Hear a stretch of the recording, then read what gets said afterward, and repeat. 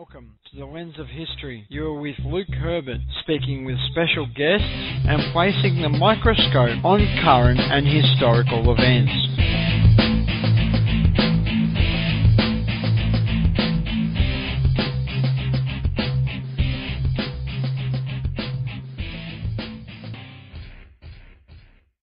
Welcome, listeners, to this latest installment of the Lens of History, and I'm of course Luke Herbert, and it's been a while since I've been in the studio, but today I've got a special guest. He's an Alaskan-based author, and he's in our summer studio because he has enough of winter as it is, so why would he want any more of it? And I'm joined by Justin Oldham, and he's going to talk to me about his latest book, Crisis at the Kodiak Starport. How are you today, Justin? Hello, Luke. I would just like to say thanks for these special accommodations. Well, you're welcome. I've got the heater on and we're waiting for the air conditioner at the summer studio to be fixed. But just to kickstart the discussion, can you tell the listener how this book ties in with your previous book of short stories that was set around the same location? Certainly. My previous book is Tales from the Kodiak Starport, and that is an anthology that's a collection of 6 or 7 short stories that are set at a fictional Kodiak Starport, which is itself actually based in a real-world location. You can use your favorite search engine, Google, Yahoo, or whatever you want, to look up the Alaska Aerospace Development Corporation, and you'll find that it's located on Kodiak Island, which is a place in the real world here today.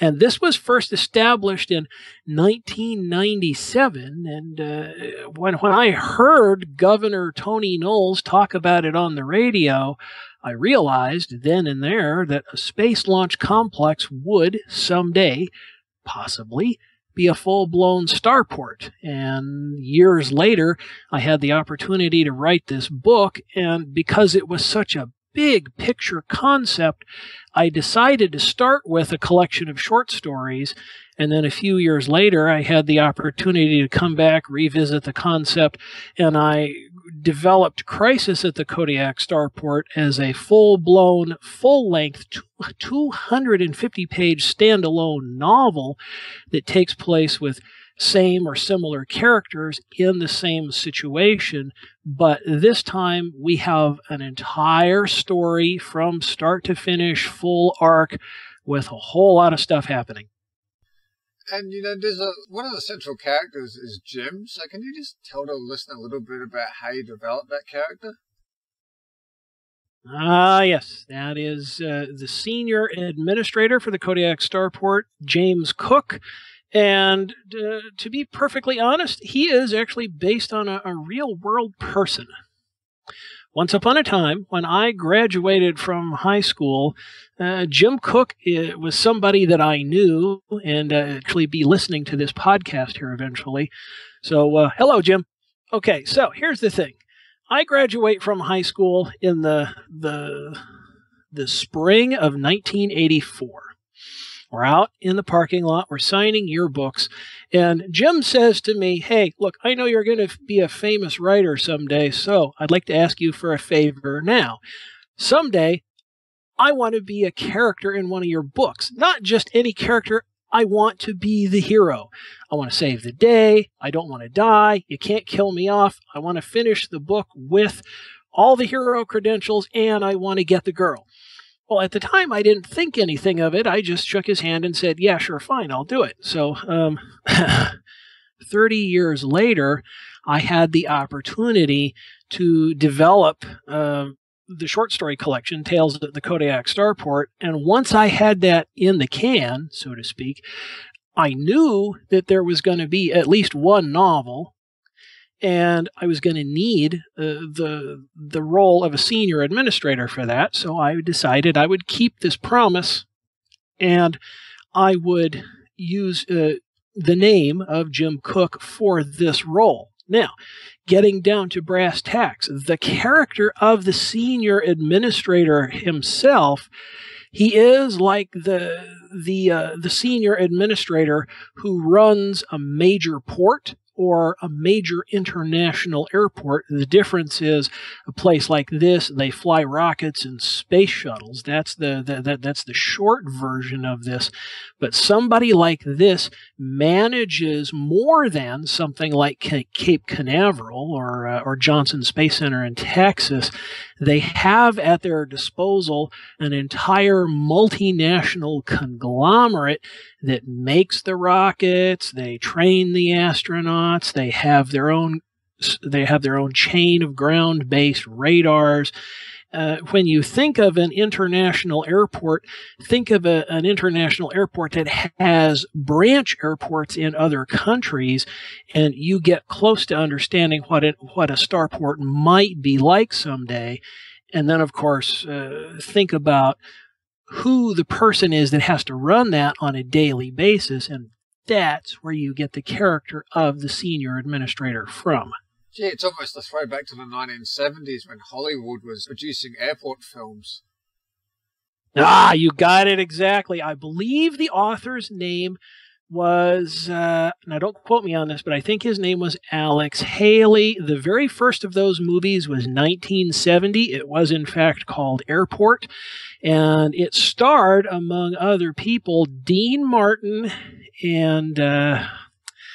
oh, doggone it. I think it was Rock Hudson who was the airport administrator, I think. And then George Kennedy was the senior mechanic who saved the day out on the runway. I have this book over on my shelf. I believe the book was actually published in 1969. The movie came in 1970. I've read that book like, I don't know, a dozen times over the years.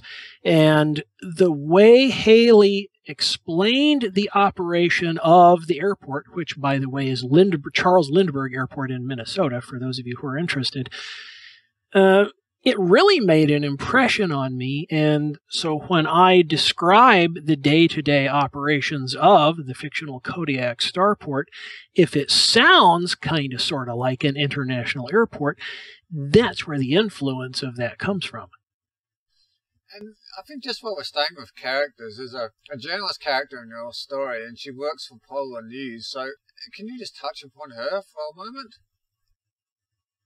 Okay. Authors use characters as what are called literary devices.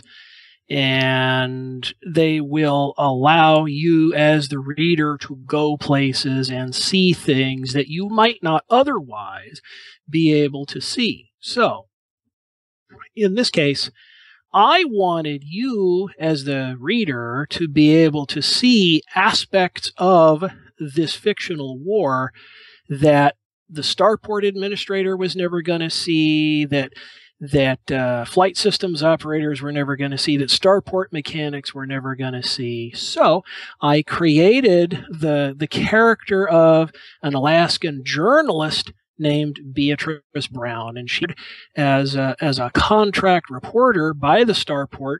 And in the early phases of the novel, her job is to go out into the field with Starport Security Services when they mix it up with Chinese commandos.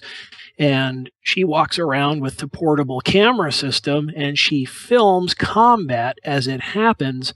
And that's the literary device I use to let the readers see what I think 21st century high-velocity urban combat is going to look like.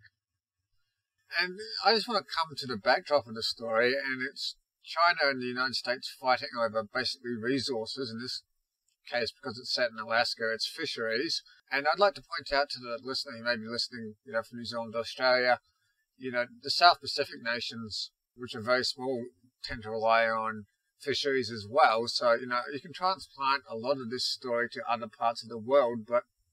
And I'd also like to just state that I very much agree with the thesis that that's what future wars will be fought over resources. But, can you just allude to that a little bit more on how you came up with the backdrop of, fisheries for the story?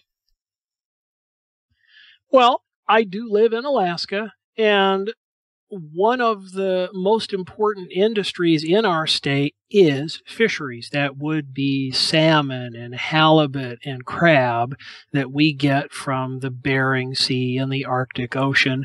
And now, as they become what are called emerging industrial powers, Russia, China, Japan, Taiwan, South Korea, even Vietnam, they're sending their fishing fleets over here into Alaskan territorial waters, and they're taking our fish. And because they have pretty much cleaned out their own territorial waters, they're scraping the bottom of the ocean clean. Everybody's searching for food. The oceans are getting more and more depleted. And it's even made the news recently that the Japanese themselves have fished out their own stocks of bluefin tuna. So it will not surprise me if in the next 5 or 10 years we start seeing Japanese fishing fleets in Alaskan waters because they want some of the salmon too. Now, this is not really much of a leap, so all I'm doing is looking what for me is 10 and 15 years into the future, and because what the industry term is militant environmentalist fiction, and this stuff has been around for a very long time, and anybody who'd like to look it up, go to IMDb, find the listing for the movie Soylent Green. It's a 1975 movie starring Charlton Heston. Read about it. You can watch that movie on YouTube. It'll blow your mind because it is actually one of the influences behind Crisis at the Kodiak Starport. There is no Soylent Green in this movie. I can tell you that. I can tell you that now. There is no Soylent Green in this novel. But the fact that in 1975, Charlton Heston stars in a movie in which the oceans are depleted, there's no more fish to be had. This is just one of the things that tells you this stuff has been around for a long time. So it's not completely a new idea, but it is becoming more popular in fiction, and so I'm headed that direction myself. That's just where that comes from.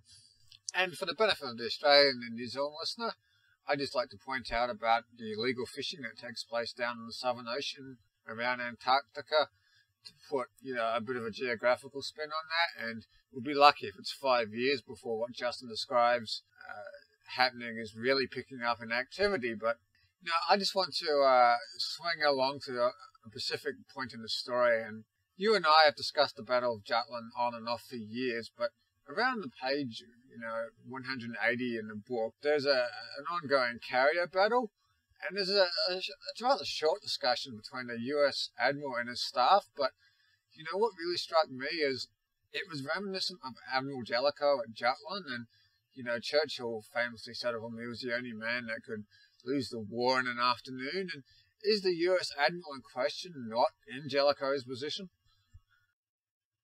Fundamentally, yes. One of the criticisms that I have gotten for this is that I'm depicting the American Navy as being in a defensive situation versus the Chinese Navy. And as we sit here in 2015, the Chinese have begun a very aggressive construction program, and in 2014, in case anybody would care to look this up on the internet, the Chinese government published a white paper, which you can find out there on the internet in PDF format, in which they have stated the goals that within 15 years they intend to build a blue water navy that rivals or exceeds the American fleet capacity, which is not impossible given their industrial capability. So, as American defense spending declines and Chinese military spending increases, it's not impossible to think that at some future point they have more aircraft carriers than we do, which is the situation you find in this book.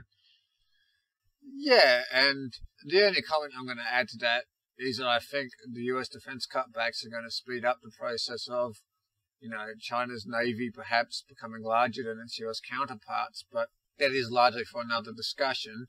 And, there is a space station that is featured heavily in the book, and this is switching gears a bit, but where did you get the idea of the space station from?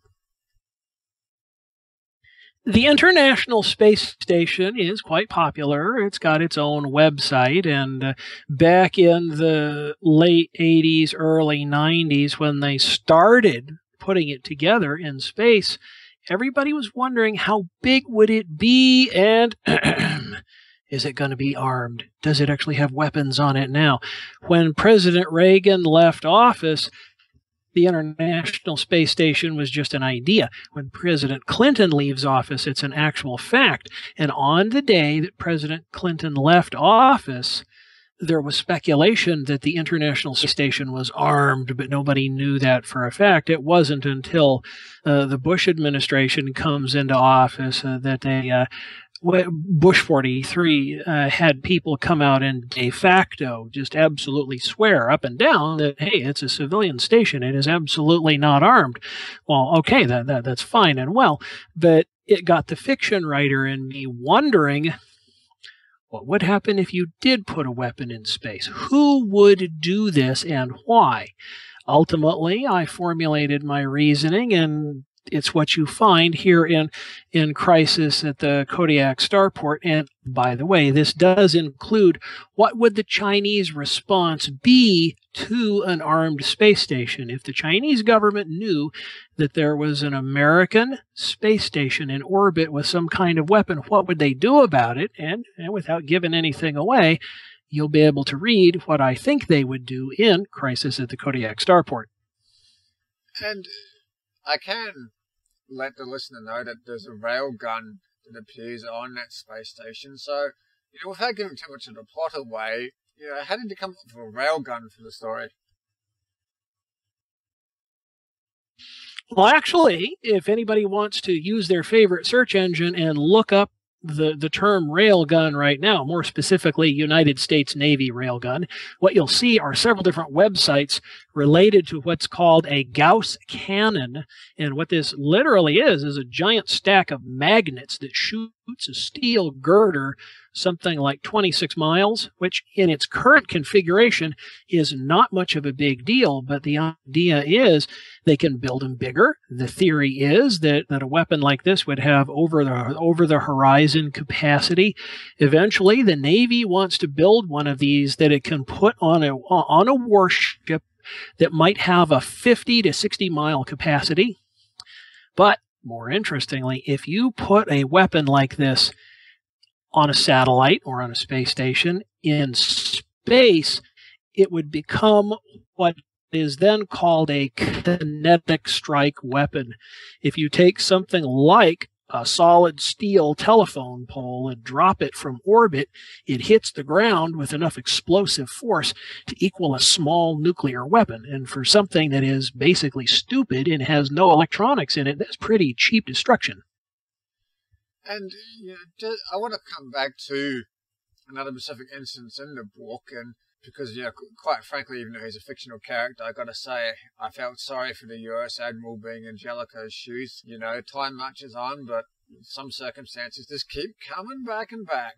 But going back, I'm actually going back in the book too. But around page 92, Jim meets a 2-star general, and she's the commander of the Arctic Theater. So just to give the reader a bit of a teaser, can you sort of tell us a little bit about that scene and writing it as well? Okay, we're looking at the future of a major war. It is not a global war, but it's a regional war. And you're basically looking at what happens between countries that have real estate in the Asia-Pacific Rim. It's not going to eat up the whole planet, but basically it's going to occupy a full third of it. And as I look at what might be involved in the Alaskan theater of operations, that's what's in part going on there. But there's an important twist. The Kodiak Starport, yes, it's fictional, but it's also a private sector entity. And one of the things that people who follow these things already know is that the American military is already privatizing as many functions as they can. Now, you can call these guys mercenaries, or you can call them contractors. You can call them independent operators, whatever label you want to stick on them. The bottom line is that they don't wear the country's uniform, but they are paid by the national government. Now, in this particular case that Luke is talking about here, there's a plot twist involved. The national government in Washington, D.C. is going very quietly under the table to say to the Starport administration, do what you got to do. We're going to look the other way. There may be some limited immunity from prosecution in here. We ain't going to say either way. But as long as you don't commit a war crime, we might let you get away with it.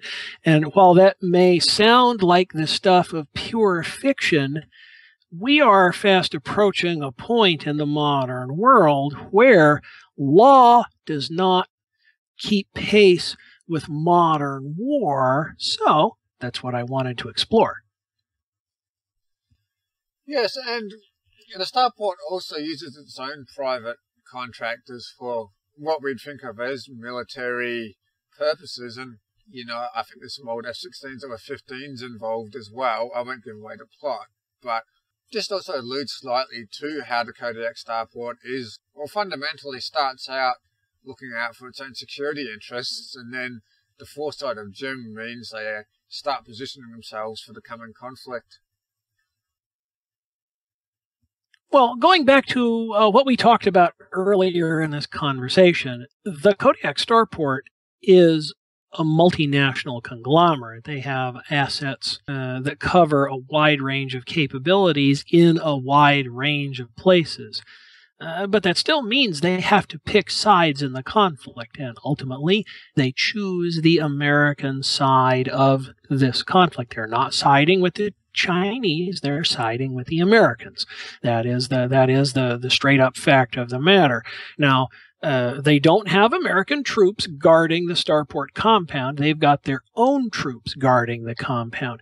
When they defend their airspace, they're not doing so with United States Air Force fighter jets. They're doing it with their own airplanes. In this case, they're using refurbished, restored F-15 Eagles. And they have some technologies that they put into these airplanes that they've developed themselves for their own purposes, and you'll get to read about that in the course of the story. But because they're doing this according to their own playbook, it's not just good fiction, it's also good strategy and tactics from their point of view. And, going back to an earlier point in the discussion, it explains to a certain extent why the government in Washington, D.C. is willing to give them a free hand because, to borrow an old saying from the diplomatic corps, what we don't know about can't hurt us. And I just want to raise one final point that I picked up on the book with considerable interest, and there's a role for fishing boats in the story, and they basically play the role of coast watchers. Now, just tell us slightly a little bit how that's a bit of an historical nod. Okay, back during the Second World War, New Zealanders and Australians alike played a very important role in the South Pacific as coast watchers to alert American and British forces to Japanese movements. The coast watchers were absolutely an invaluable resource during the island hopping campaigns. Now, as we look at the future of what the next war is going to be, what is 21st century war going to be like in the Asia-Pacific theater? Yes, we're going to go tremendous distances. Yes, we have really good electronics, but we're still going to need some modern variant of the Coast Watcher. And what is that going to be? In my opinion, it could very well be something like the modern deep sea fisherman. And here in Alaska, we have some 150 commercially licensed deep sea fishing boats. And those of you who are big fans of cable television, you might be familiar with a TV series called Deadliest Catch.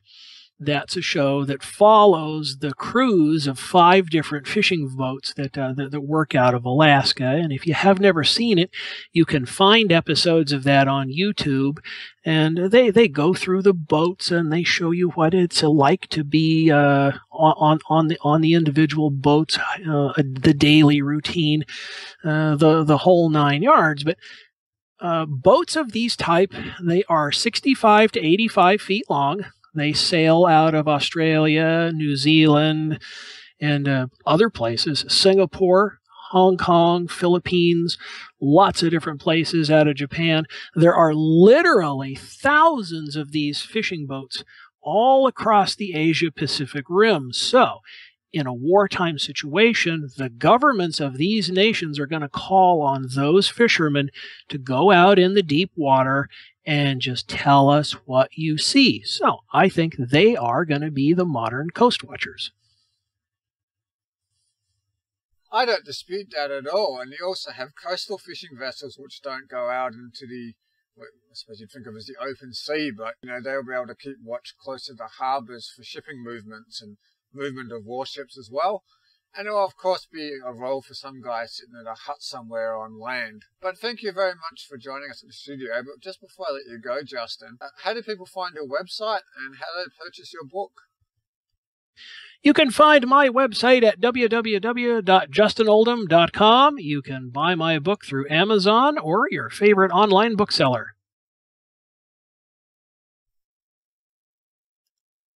You have been listening to The Lens of History with Luke Herbert.